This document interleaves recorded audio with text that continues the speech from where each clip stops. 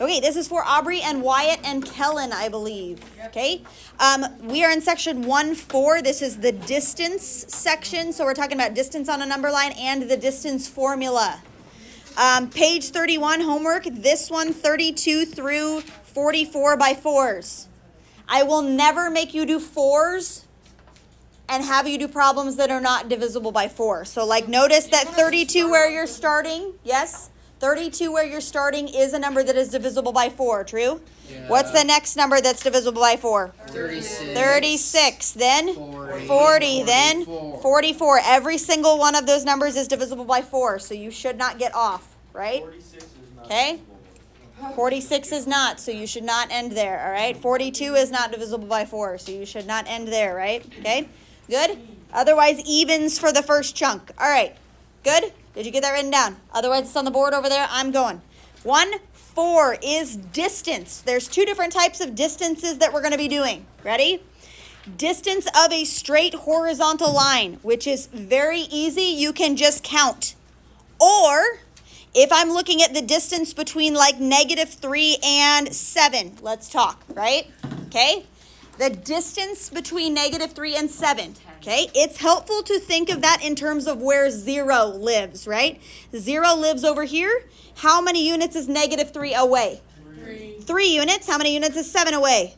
7, and you add those together, and that's a total distance of 10. Distance is always positive, so this -3, you have to say that that's 3 units away, and that can do that, all right? Now, they give you a formula, and they will say x2 minus x1. And the absolute value of that, okay? And here's what this means. You ready? Which was the second x coordinate? What do you think?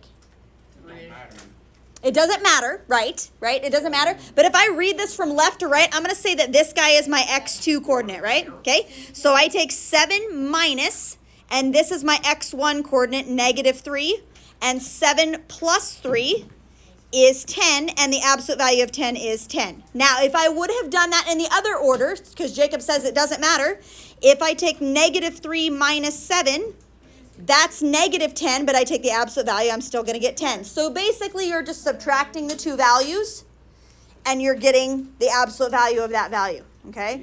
Confusion. That's this is on a straight number line, all right?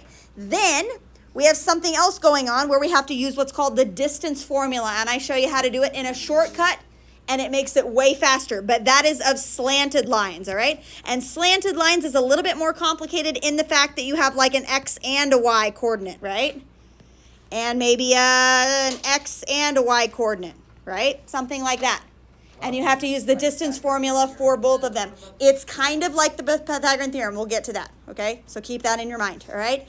The distance formula you use a ton in this class.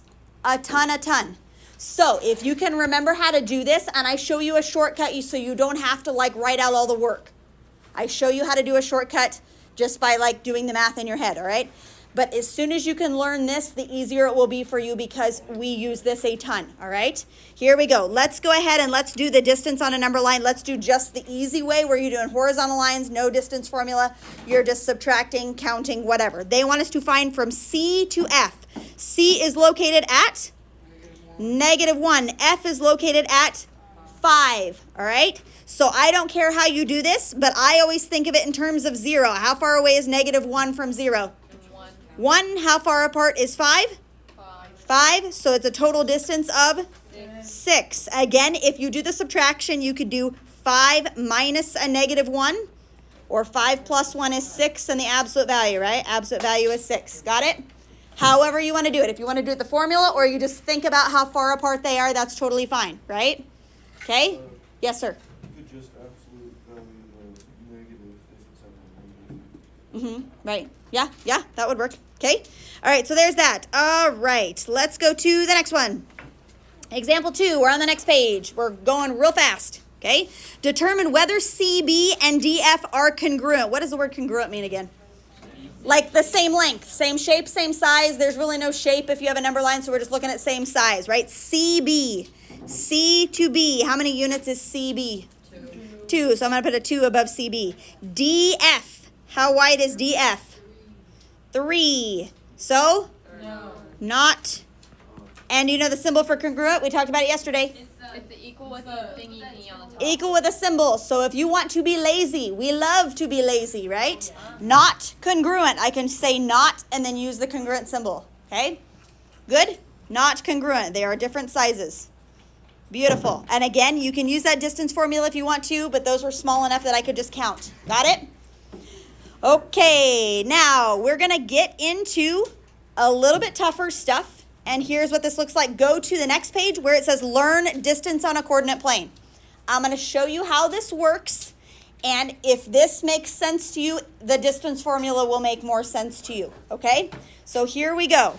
P and Q. I'm going to use some really easy numbers for this. So let's give some numbers to P. Let's say that this is 1, comma... Sure, let's go 1, comma 1. We'll make it easy. 1, 1. Okay? And then let's say this is 4, comma 5. Okay? 4, comma 5 would be slanted up a little bit further, but let's just go with that, all right? Okay? Yep. So let's just do that. I'm trying to give you some easy numbers to begin with, okay? Now, this slanted line, we want to find the distance, so we're going to use the distance formula, but the distance formula is created from the Pythagorean theorem. What's the Pythagorean theorem? A squared plus B squared equals C squared. And that only works for what? What kind of triangles? Right triangles, okay? So we want to make a right triangle out of this. So I'm going to make a right triangle. Okay, do you see my right triangle like that? Okay, there is that. All right, now what I'm going to do is I'm going to kind of apply the same logic as I did before, but I'm going to do it twice. What I'm going to do is I need to figure out how long this side is, okay? If I'm trying to do that, I'm looking at the x coordinates, 1 and 4. How long is this bottom side? 3, right? Okay, that's how long that side is. How long will this side be? I'm going to be looking at the y coordinates. 1 and 1 and 5 is 4. Okay, don't look at, it's not drawn to scale. In fact, I should have put the coordinates in the other order because one side is longer than the other, but don't worry about it, right? The bottom side is 3, this side is 4. So if I'm doing the Pythagorean theorem and trying to figure out what this side is, I have 3 squared plus 4 squared equals c squared, right? 3 squared, 4 squared equals c squared. 3 squared is 9, 4 squared is 16 equals c squared. 9 and 16 is 25, and then I take the square root, and the square root of 25 is, of course, 5. And if you know your triples, have we talked about triples before? No. Your perfect triples, Jack knows what I'm talking about because he was in trig last year. 27. What? That's not one. Oh, those are cubes. 3, 4, 5, 5, 12, 13, 8, 15, 17, 7, 24, 25, 9, 40, 41. Those are all perfect Pythagorean triples. And if you know those, you don't have to do all the work. You can see, oh, this is 3, this is 4, this side has to be 5, and I don't have to do the work because I know it comes out nicely, okay? Those are shortcuts that we will be able to take at the end of the year when we learn those triples, okay? Jack already knows them. Jack gets to take shortcuts. Sorry, okay? If he remembers them, you know them.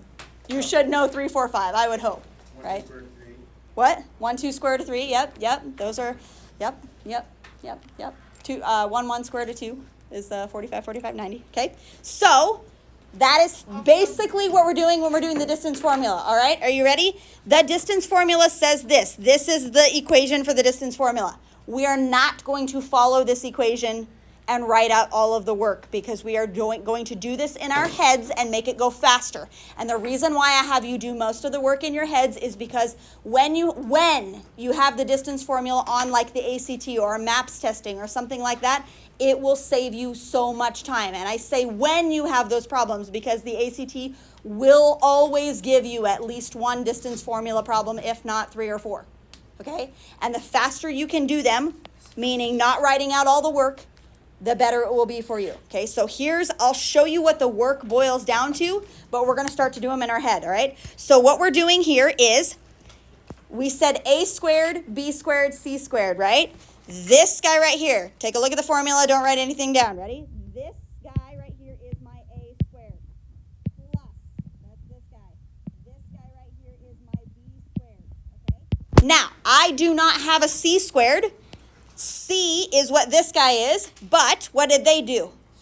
They went ahead and took the square root. So that's why the distance formula has a square root in it, because they're doing it all at one shot. But it's a squared plus b squared and the square root of that, okay? Now, a squared, b squared, c squared. We had some coordinates over here, and I had 1, 1 right here, and I had 4, 5, okay? x2 minus x1. That's like saying what's the distance from 4 to 1, and what did we say it was? 3. That's why 3 went in this spot, okay? y2 minus y1. That was the distance between 1 and 5, and we said that that was 4. So we're doing 3 squared plus 4 squared and the square root of that, and that is the distance formula, okay? It is exactly the Pythagorean theorem. They just write it as x2 minus x1. We are going to do that part in our head to make it go faster, all right? Because I think you can handle it. Got it? Bigger numbers, you want to do that. But What? if you have bigger numbers, you would want to do that. Right. You might want to write out some of your work if you have really, really huge numbers, but you could even do some of those with a calculator and not write down that first step, right? Yes. Okay, so here we go. We have J and K, and we're wanting to find the distance between those two, okay? I don't know what this looks like on a coordinate plane. I have no idea what this thing looks like. We don't have to know what it looks like on a number line or on a coordinate plane, okay? All we have to do is our pieces. So every single distance formula, you're going to set up with the square root. Do this off to the side over here. Square root of this guy squared plus this guy squared. We've got a squared plus b squared and the square root, okay? Write that off to the side, and then we're going to do the shortcut, and it's going to go really fast, okay? Square root, a squared plus b squared, okay? Write that off to the side. Now I'm going to fill in my blanks. All right, and they do a big long formula. So what I'm going to do is I'm going to look at these two numbers, 4 and negative 3. How far apart are 4 and negative 3? 7 units, okay? Now, some of you might say negative 7 units, okay? But here's why I don't ever put a negative in there. If you take negative 7 and square it, what happens when you square a negative? It turns positive. It turns positive. So I'm not going to even worry about any negatives when I put it in there, I don't know right? what's wrong with my calculator then, Because you didn't put parentheses around your negative numbers, Oh. okay? And it will treat them differently, What's the okay? point of squaring it if the square root cancels out the square root? It doesn't, because when you add them together, it won't cancel out the square roots, or the squares, right? If it was just the square root of 7 squared, that would be 7, and the square root of whatever squared, that would be whatever. But when you add them together, then it's like trapped. You remember like when we did trapped stuff last year? Nope. Like x plus 2 is trapped together. You can't just take those and break them apart, right? I can't just take the square root of 7 squared because it's trapped with whatever this guy is, okay? Okay? All right, now I do the other one. 3 and negative 7. How far apart are 3 and negative 7? 10, okay? I'm just going to put 10. I don't know if it's negative 10, but I'm just going to put 10. And now I'm going to do the easy part. 7 squared is 49. 10 squared is 100. What's 49 plus 100? The square root of 149. And do they make it as a decimal? I don't remember. It's 12.21. Approximately what? 12.2. 12.21 or 12.2. Now, I would strongly encourage you to, when you do like the square root of 149, be thinking in your head how big that would be, right? I know that 12 squared is 144 and 13 squared is 169. So I know it's going to be 12 point something, right? That way, if I accidentally enter it into my calculator wrong, I don't screw the whole thing up, okay? Because I know what the answer should approximately be, right? So there's that, okay? That was distance formula. Let's do another. Blah, blah, blah, blah, blah.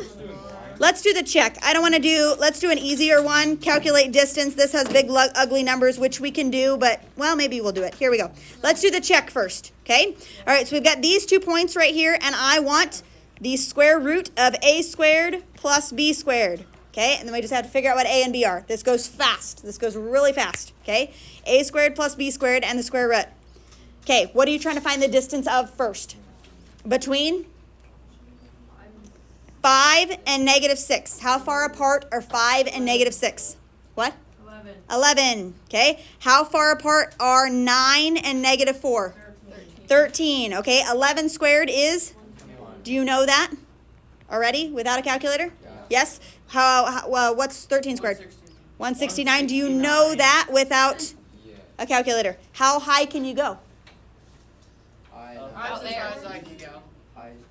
13 squared is high as you can go? Oh, no, you got 14. 13 is 169, 14 is 196. It's just flipped. Okay? 15 is 225. 16? 256? 17? Oh yeah. too smart. 272. 289. 289. 18, this is where I get lost. 18 and 19, I don't know. 18. 18 is 324. Okay. I don't know. 19, I don't know. 18 and 19, I don't know. But then I know 20. What's 20? 400. 400. Okay. And you can keep going. Is 19. I would at least know up through 15 maybe, if you can. Okay? It'll make life easier. All right, add those two together. 290. 290, the square root of 290. Now, before you enter it into your calculator, we just said 225 was 15, right? So it's probably not 15. It's between 7 So it's bigger than that? 17 was 289, so it's going to be like 17.01 or something like that. What? 03? Perfect. And I should actually use these approximately because we're rounding the end, right? Okay, good? All right. Shall we do the calculate distance with the bigger numbers? No. I think we can handle it. You don't think we can handle it? I think we could. Square root. Oh, you might need a calculator for this. A squared, B squared. A squared, B squared. Okay? We're finding the distance between this one and this one. If I take and subtract those, I can do that in my head actually. 0.3322. 223.3? I don't know. The other one, if I subtract, oh, that one's harder. 159.7. 159.7. I think. Yes. Yeah. Yep. Nice, nice. Okay, now you can, if you want to, enter this whole thing into your calculator at once. Do you want to practice? Do you have your calculator? Get it out. Here we go. Here's what I want you to do. Everybody get a calculator on practice typing this in. Everybody. Because I want to make sure you know how to do it. Go grab. Why did you leave yours here? Didn't I check one out for you? Because I thought I was gonna get one. But you didn't get one, so you're going to take this one. Mr. No. Booth will Okay. be happy. I got 200. Okay, hold on. Okay, the first thing that you're going to do when you have your calculator is you're going to open up your square root button, and it may do a parenthesis. It does. If yours opens up a parenthesis, you want to leave it, and you're not going to put a parenthesis here. Oh. Yeah, you're not going to close your parenthesis. Those parentheses are not doing anything, okay? So you're going to do 223.3 squared plus 159.7 squared, and then close your parenthesis. That's how you can type it in. Because we don't have to worry about negatives, right?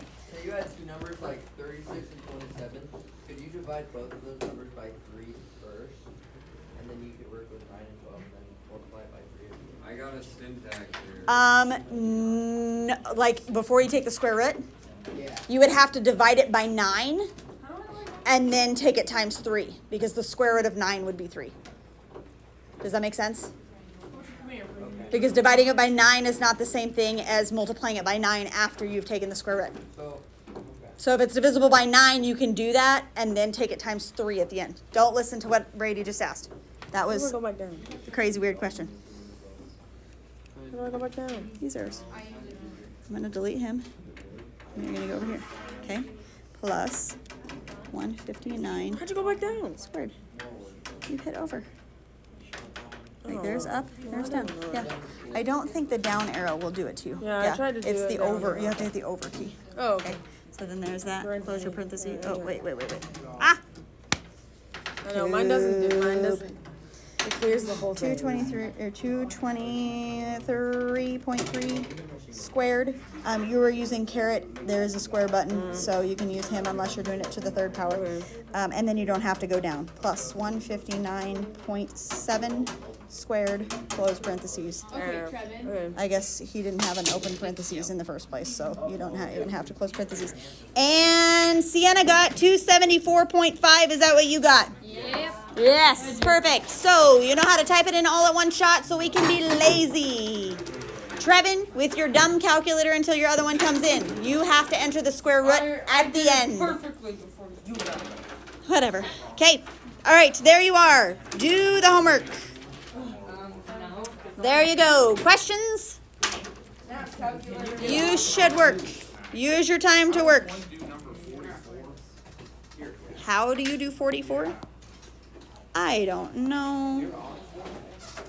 Yeah, 44. Come on, 30. Name the points that satisfy the given condition. 2 points on the x-axis that are 10 units from. Oh, this is a hard one. Yeah. That's what I think. You see if you can figure it out, and then we'll go through it. You have to work backwards. You actually, for number 44, you might have to use the formula. Maybe a little bit. A little bit of the formula you'll have to use. Okay? All right, there you go.